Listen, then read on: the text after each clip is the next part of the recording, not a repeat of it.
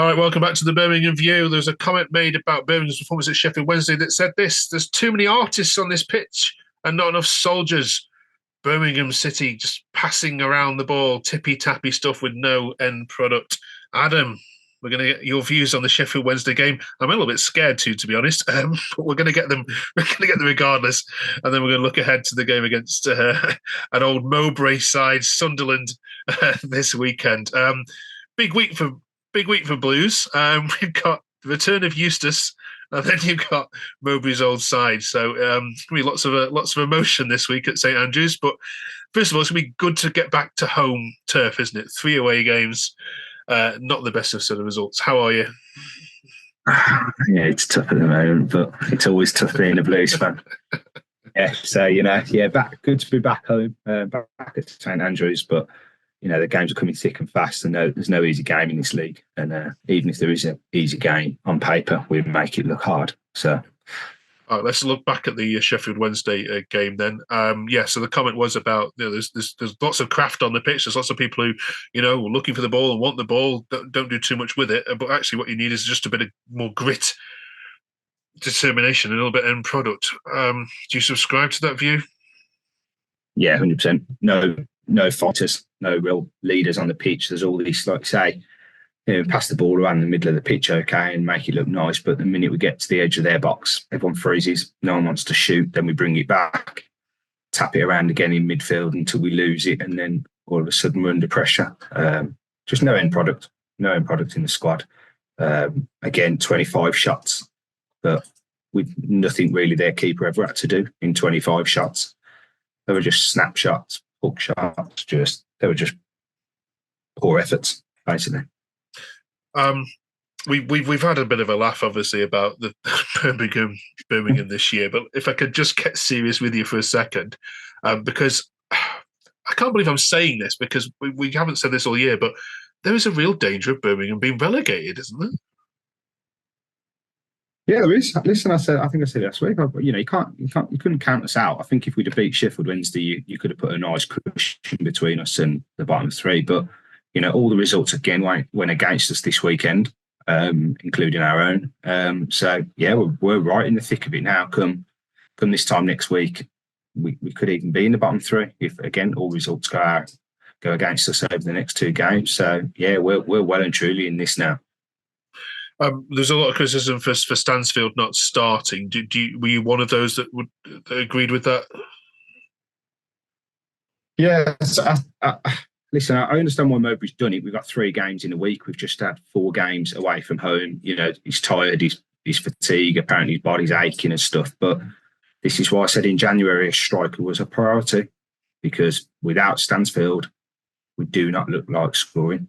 He had Hogan on against Sheffield Wednesday, which I think I tweeted before the match had started. We're basically playing with 10 men from the kickoff, and he was proven right again.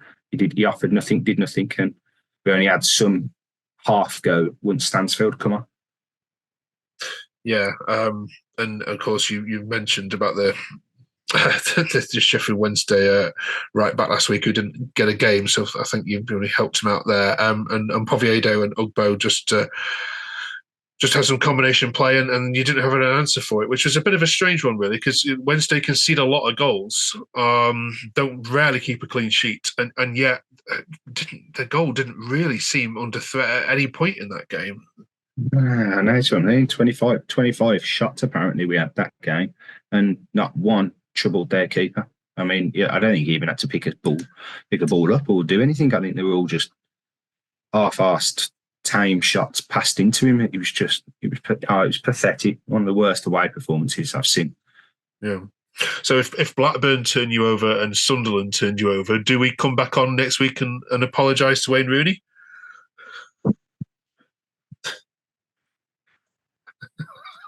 I've got to be careful what I say here because I get elastic. I mean, you've loaded the gun here, haven't you? You're just waiting for me to answer it and you can fire it. Listen, I don't know how many times I say it. Don't matter what manager you put in with these set of players, half of this squad is not good enough. Half, and probably more than half. So I've tweeted it numerous times. Same players, different manager, still getting the same results. So Yes, Rooney didn't quite go about it the wrong way, but listen, he's just another name that these players are just going to throw under the bus.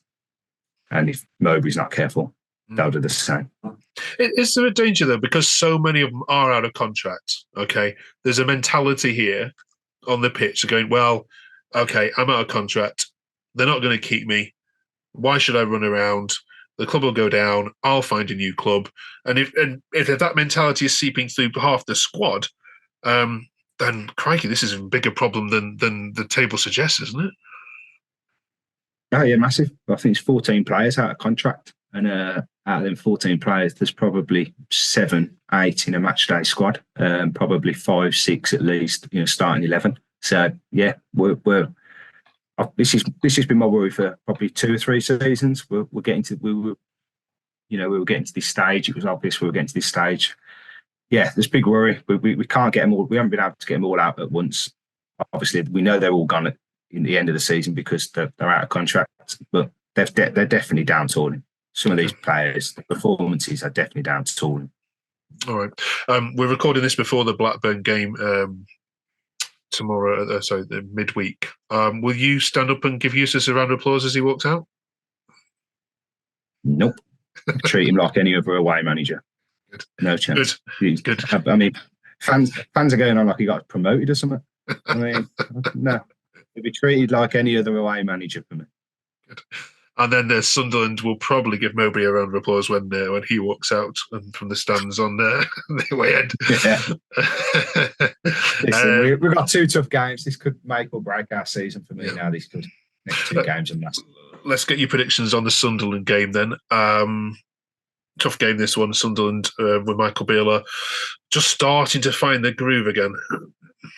Yeah, listen, I Sunderland on paper, they've got a much better squad. They're 2 wingers. They're the problem. I think it's Clark and I can't think what the other one's called on the other side. They're too dangerous. And then obviously they've got Bellingham as well, who's just scored a worldie the other night. Yeah, I think they got too much for us. I think we lose that. I'll go 2-1. I think we lose it.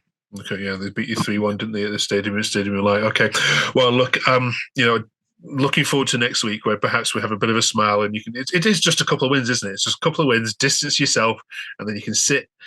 Come on here, just talk about mid-table mediocrity and not another. Can't be another Birmingham relegation fight. You were 6th for goodness' sake in September. You were 6 at one point, and now you talk about potentially being playing Burton Albion next year. It's just incredible. All right. Cheers for joining us, Adam. Appreciate it. If you're a Birmingham fan, hasn't yet subscribed, we're looking for 750 this week. Appreciate all your comments and all your subscriptions. Thanks, Adam. See you next week. Enjoy the games if you can. Cheers, mate. Bye-bye. Cheers. Bye-bye.